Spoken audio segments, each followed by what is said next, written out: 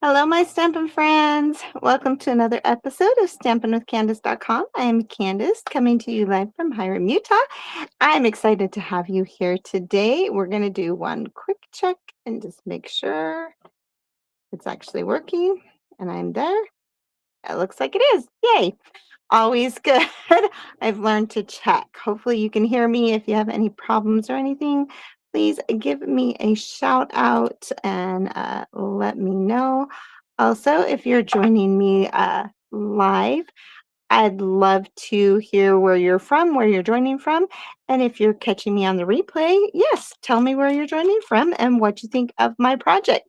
So today we are going to be jumping in on the Global Design Project Challenge. One thing I love about the challenges, this is Case the Designer, Emma Goddard. I hope I pronounced that right. But one of the things I love about these challenges is really you can take from it whatever you want. So I loved the watercoloring on the background here. I have not done a lot of watercoloring. My friend Shannon West, she is the queen of watercoloring in my opinion. I love her watercoloring projects and I need to practice a little bit more. And this technique I actually saw from my friend Rose Coleman. She's in Canada. And I did it a little bit differently than what she did. I'll kind of show you my sample of what she had somewhat done, and I didn't really like it. So I decided to go a little bit differently. I loved hers, not mine. So we are going to switch cameras and get started here. So I decided I wanted to use this stamp set. It is called the Natural Artistry. It is I think it came out in an online exclusive.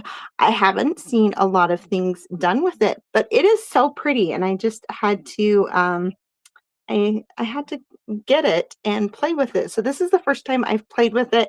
It has this really cool peacock and a seahorse and just some other elements on here. And yes, I just think it's really, really pretty. It does not come with any dies or anything like that. It's just the stamp set.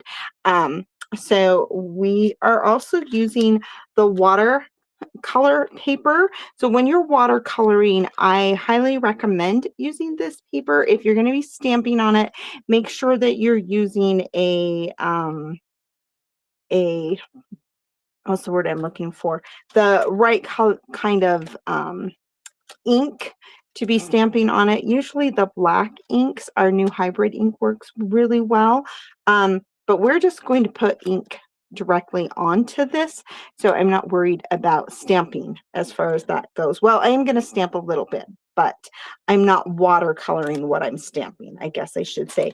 And all I did was take this, it looks like it's about 7 by 5. I just cut it right in half for our project that we're doing today. And then I will be also using the Stylish Shape dies. And we're going to do a little bit of, what's the word I'm looking for? Heat embossing. And I'm actually going to start with that so we can kind of hurry and get it out of the way. Yes, I could have done it first, but I didn't have a lot of time, so I didn't get it done. So I'm just going to ink this up here really quick. And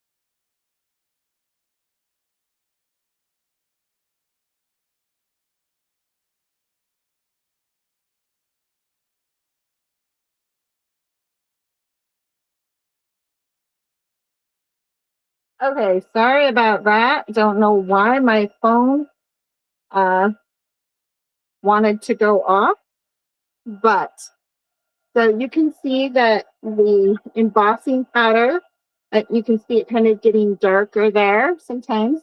You can, if you go up underneath it, then you can kind of see it changing. You don't want to overheat it, but you do want to make sure you get it all, you do want to make sure that it gets all of it melted. Otherwise, you're going to have a little bit of an issue. And I'm going to make sure that that's nice and dry.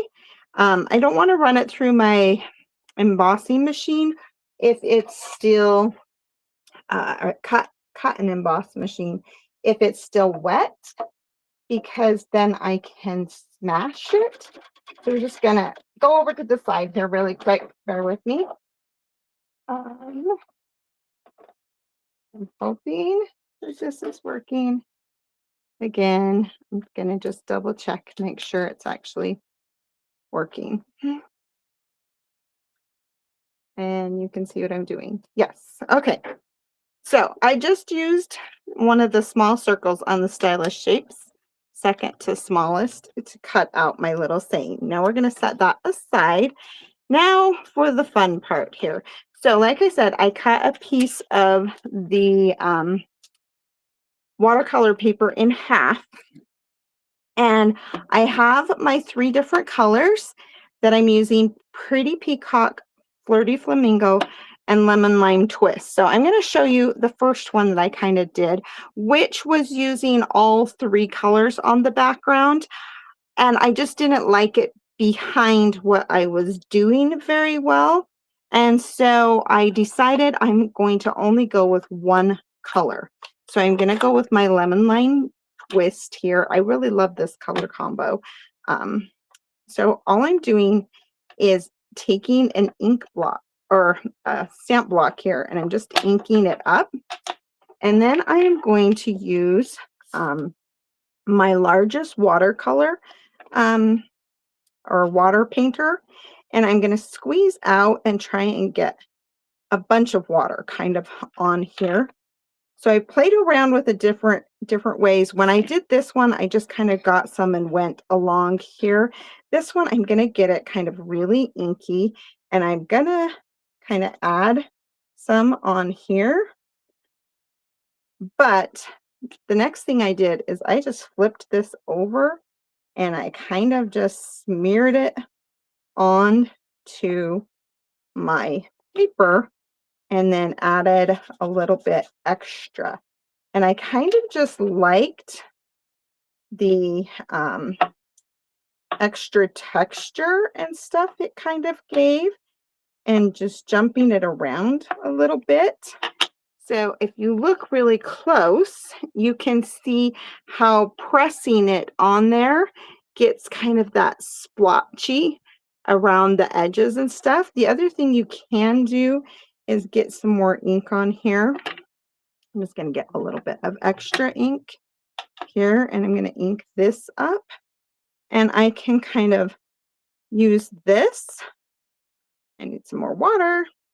That would help. So if I get it wet, I can kind of shake it and add some more speckles into it that way as well. And we're going to just add that. So we're going to set this aside for a minute and let it dry. And then we are going to grab just a regular piece of white. Sometimes I like to use vanilla. Sometimes I like to use white. Depends on what I am doing. Mostly because this is a little off-white. So it's not 100% vanilla, but not 100% white. So you can take it either way. Hello, Janice from Montana. Welcome. Thank you again for joining me. I think you were here last week, but I'm not positive. But thank you. So I'm going to ink up my peacock here in Pretty Peacock. I thought that was quite appropriate, but I like the color. Matches my shirt. And I love the definition and different, I don't know, it's really, really pretty. This stamp set, when you stamp it, I will lift it up here in a second. And so this one's just kind of this giant, like, I don't know, kind of like a flower, I guess. I'm going to move this one out of the way. And I think we're done with this one. But we're going to use this one here for a second too. So I'm going to fold this, and I just realized this is a dark color. So we're going to hurry and do something really quick. I didn't do this on my other card, but we're going to cut a piece. And we are going to hurry and stamp something for the inside here, because this is so dark. You've got to have a white piece on the inside. Okay, and I have ink on my fingers, but that's okay. We're going to flip it. And there we go. That way we have something for the inside that matches, so we can put that on the inside. And we're going to clean my countertop before I get ink all over everything. I love to keep wet wipes handy because I tend to be a messy stamper. I don't know. Are you guys messy stampers? Put the lid back on there. Now this can be cleaned. You can take it and just put a clean it on a piece of paper, or you can go and clean it just under the water, which is what I'm going to do to make sure I get all the ink out of it. So we're going to do that really quick. And then, like I said, this one does not come with a die set. So I'm going to hurry and fussy cut. How many of you are fans of fussy cutting? I actually don't mind it. You'll notice that I am moving the paper, not so much the scissors. It's much easier when you're cutting to move the paper instead of the scissors. And you'll note, I don't know if you've noticed, but we do have scissors again. I was really excited to get them. I don't have any of the new ones yet, but I was excited to see that we do have the little scissors. I like the size of them, and when I'm fussy cutting, I just think that they're much easier to use. And we're going to fussy cut this one out really quick.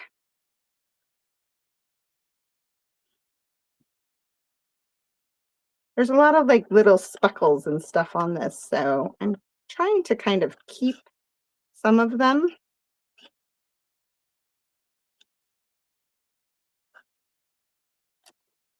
All right. Hopefully everything's still working here.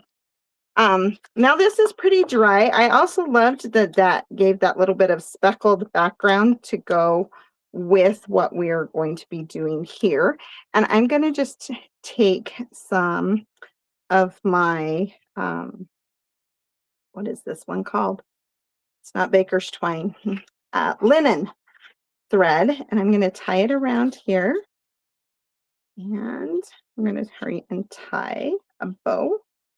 And little trick, I don't know about you guys, but somehow whenever I tie a bow, it always is upside down. So I typically turn my paper upside down so that my bow goes the direction I want it to.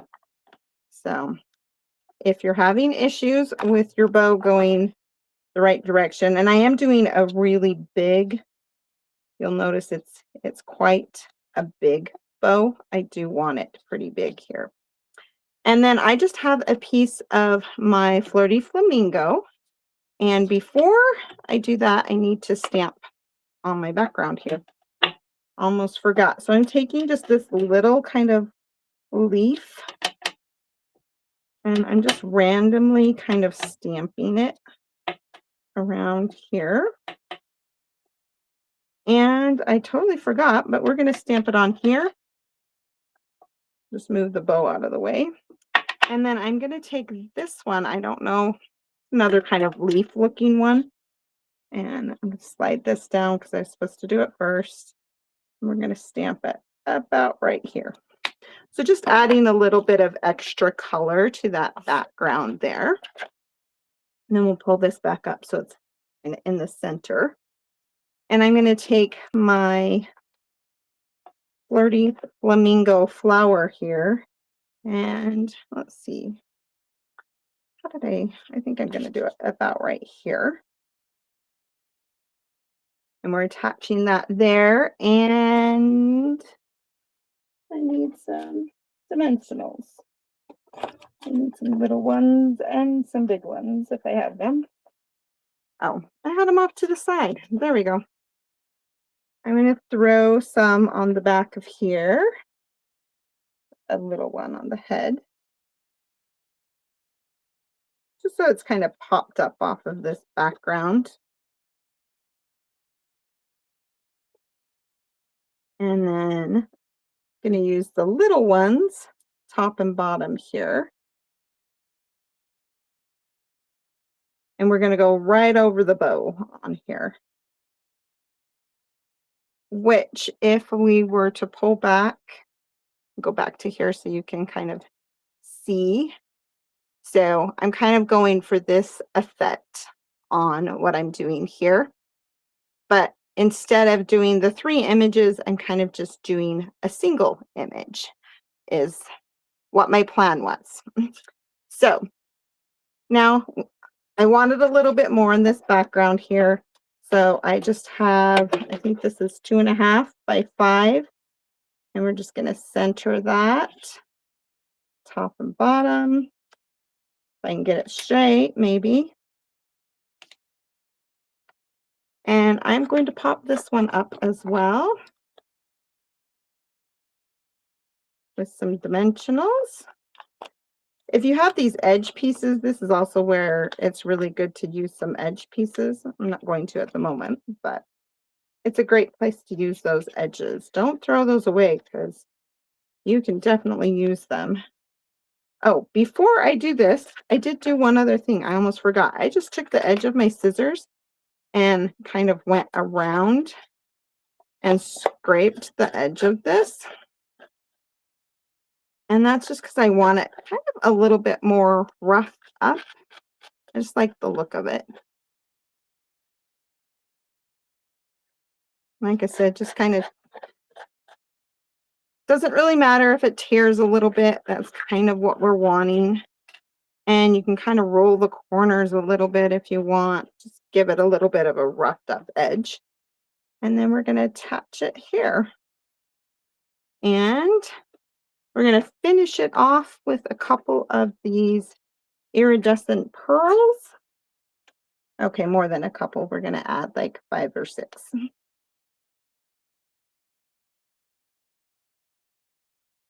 I usually tend to kind of group them, and I like to do odd numbers. I don't know why. Maybe it was what I was taught. I don't know, but I like the look of it better. And you'll notice that I'm kind of trying to balance it along there. So there's my finished one. This is my first one. I just love that the background has that just cool, different background. Again, it would have looked cool with this. I did put it on there. I just didn't like it as well with just the single background on there. So hopefully you enjoyed that, were inspired, and want to go and try your own watercoloring. I encourage you to try the Global Design Challenge. They always have fun projects. You can check out all the different ones that I've shared. I try to participate every week. It doesn't always happen, but I do try. And I've actually won a couple times, so that's kind of fun. Anyway, please share with me what you think. And thanks again for joining me. I will see you again next week at let's see, 7:30 on Monday. So yeah, have a good night and we'll talk to you later. Bye-bye.